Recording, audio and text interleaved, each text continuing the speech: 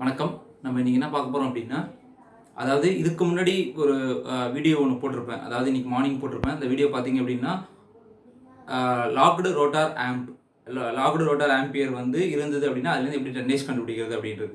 இப்போ logged rotor ampere உங்களுக்கு தெரியுது. அதுலேருந்து ரேட்டட் லோட் ஆம்பியர் தெரியணும் அப்படின்னா, ஆர்எல்ஏ வேணும். ஸோ எல்ஆர்ஏலேருந்து ஆர்எல்ஏ வேணும் அப்படின்னா, அதுக்கு என்ன அப்படின்றத பார்ப்போம். ஸோ அதுக்கு முன்னாடி ஒரு ஸ்மால் இது. ஸோ லாக்டு ரோட்டார் ஆம்ப்ஸ் அப்படின்னா என்ன அப்படின்னா, ஆல்ரெடி நான் உங்களுக்கு சொல்லியிருப்பேன். Maximum current drawn by the motor, maximum current drawn by the electric motor when its rotor is not turning up. ஓகேங்களா? ஸோ அந்த அதாவது இனிஷியல் டைமில் அது வந்து மேக்ஸிமம் அது ஒரு ஒரு ஒரு டார்க் வருங்களா, அந்த டார்க் எடுக்கும்போது எடுக்கிற மேக்ஸிமம் கரண்ட் தான் வந்து லாக்டு ரோட்டார் ஆம்பியர்.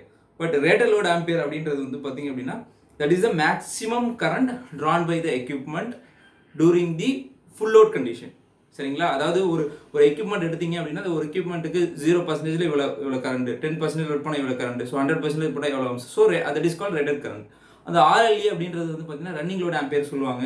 இனிஷியலாக அதுக்கு இன்னொரு பேர் என்னன்னா ஃபுல் லோடு ஆம்பியர் சொல்லுவாங்க, இல்லை ஃபுல் லோட் கரண்ட் சொல்லுவாங்க, இல்லைன்னா ரேட்டட் லோட் ஆம்பியர் அப்படின்னு சொல்லுவாங்க. ஸோ ஆர்எல்ஏவுக்கு இவ்வளோ மீனிங் இருக்குது. ஸோ பொதுவாக நம்ம கம்ப்ரஸரில் கொடுக்குற அந்த லாக்டு ரோட்டார் கரண்ட் இருக்குல்ல, லாக்டு ரோட்டார் கரண்ட்டு சப்போஸ் ஒரு 17 கொடுத்துருக்காங்கன்னா, ஸோ அதுலேருந்து எப்படி வந்து நீங்கள் ரேட்டட் லோட் ஆம்பியர் கண்டுபிடிப்பீங்க? ஜென்ரலாக இதுக்கும் அதுக்குள்ள ரிலேஷன் என்னன்னா 5 to 7 times of the 5 to 7 times வந்து டிஃப்ரென்ஸ் இருக்கும். சரிங்களா? இப்போ சப்போஸ் வந்து ஒரு ரேட்டட் லோட் ஆம்பியர் வந்து ஒரு 10 இருக்குன்னா, ஒன்று அதோட லாக்டு ரோட்டார் ஆம்பியர் வந்து பார்த்தீங்க அப்படின்னா 50 இருக்கும், அப்படி இல்லை 60 இருக்கும், இல்லை 70 இருக்கும். ஸோ ஜென்ரலாக நம்ம வந்து தியரிட்டிக்கலாக பேசும்போது அது மேக்ஸிமம் தான் எடுத்துப்பாங்க. அதாவது மேக்ஸிமம் என்ன அப்படின்னா 7 அப்படின்னு எடுத்துப்பாங்க. ஸோ அப்போ என்ன அப்படின்னா, உங்களுக்கு லாக்டு ரோட்டார் ஆம்பியர்லேருந்து உங்களுக்கு ரேட்டட் லோட் ஆம்பியர் கண்டுபிடிக்கிறதுக்கு டிவைடட் பை 7ல் நீங்கள் பண்ணீங்க அப்படின்னா உங்களுக்கு அது கிடைச்சிரும். சரிங்களா? அந்த வீடியோ பாருங்கள். So LRA to RLA, locked rotor ampere to rated load ampere. So அதை தான் இங்கே எழுதியிருக்கேன், ஃபுல் ஃபார்ம் எழுதியிருக்கேன். ஆம்பரேஜ் அப்படின்னு சொல்லுவாங்களே, ஆம்ப் சொல்லுவாங்க, கரண்ட் சொல்லுவாங்க. ஸோ எல்லாம் சேம் தான். ஸோ இது வந்து பார்த்தீங்க அப்படின்னா, இதுக்கு இந்த ஆர்எல்ஏவுக்கு rated load ampere, running load ampere, full load ampere அப்படின்றது இருக்குது. ஸோ நான் சொன்ன மாதிரி தான் லாக்டு லோட் ஆம்பியர்னா 5 to 7 times of the rated load ampere அப்படின்னு. ஸோ அது மேக்ஸிமம் 7 எடுத்துக்கணும். 7 தான் வந்து பொதுவாக எல்லா இடத்துலையும் யூஸ் பண்ணுவாங்க. ஸோ இப்போ நீங்கள் ஃபார் எக்ஸாம்பிள் 70 எல்ஆர்ஏ அப்படின்னு வச்சிங்கன்னா டிவைட் பை 7 போட்டிங்கன்னா 10 ஆம்ப்ஸ் வரும். 77 எல்ஆர்ஏ டிவைட் பை 7 போட்டிங்க அப்படின்னா 11 ஆம்ப்ஸ் வரும்.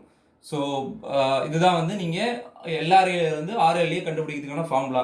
சரிங்களா? ஸோ இந்த வீடியோ உங்களுக்கு பிடிச்சிருக்குன்னு நினைக்கிறேன். ஸோ பிடிச்சிருந்தது அப்படின்னா லைக் பண்ணுங்கள், சப்ஸ்கிரைப் பண்ணுங்கள், உங்கள் ஃப்ரெண்டுங்களுக்கு ஷேர் பண்ணுங்கள்.